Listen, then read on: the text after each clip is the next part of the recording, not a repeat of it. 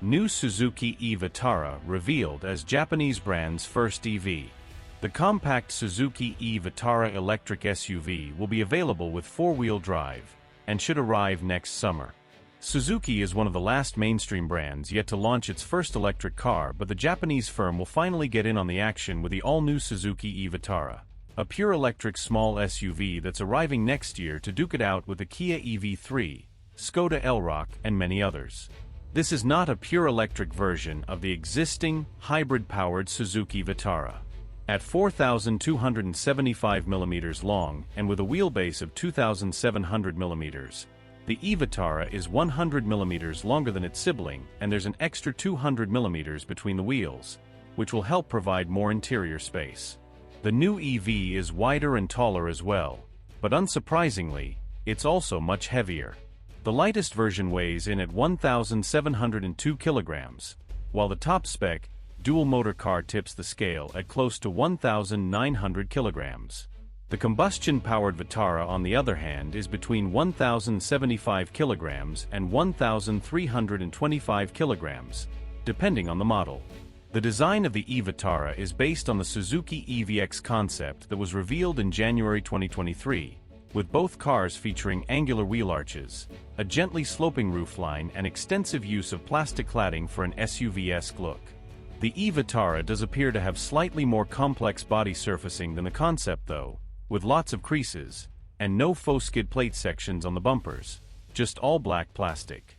The original concept's flush door handles didn't make it either, with the road-going model using conventional door handles instead up front, and the rears are concealed in the C-pillar.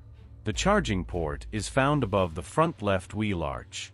The concept's interior design has been toned significantly for the e-Vitara, but there are a few similarities in the layout, and it certainly looks more modern than the cabin of the existing Vitara. Behind the two-spoke steering wheel is a fully digital driver's display, housed in the same panel as the central infotainment screen, mounted high up on the dashboard. Other features include a small row of physical climate controls located on the dash, and a floating center console with a rotary gear selector from the Toyota BZ4X, a wireless charging pad and cup holders on top, and a large storage area underneath, plus charging ports. Some technical details haven't been announced at the time of writing, including boot capacity, driving range, and charging speeds. However, Suzuki has said the e-Vitara sits on a newly developed, EV-dedicated platform called Heartect-E, and will be available with 3 battery/motor combinations. The entry-level e-Vitara will have a 49 kilowatt-hour battery and a front-mounted electric motor producing 142 horsepower and 189 newton-meters of torque. The mid-range version gets a larger 61 kilowatt-hour battery and a 172 horsepower e-motor for driving the front wheels. Meanwhile, the top-spec model combines the 61 kilowatt-hour power pack with 2 e-motors, one on each axle, that deliver 181 horsepower, 300 newton-meters of torque and four-wheel drive. Suzuki claims its new all-grip E-system provides powerful performance, plus it adds a trail mode for rough terrain and slippery conditions.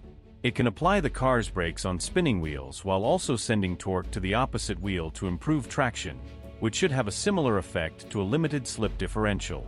The Suzuki e-Vitara will be built in India starting in spring 2025, and sales will get underway in Europe by summer.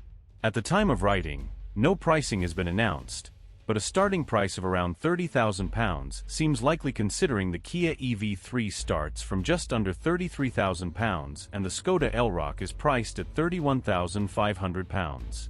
If you enjoyed this review, be sure to like this video, subscribe to our channel for more exciting car reviews.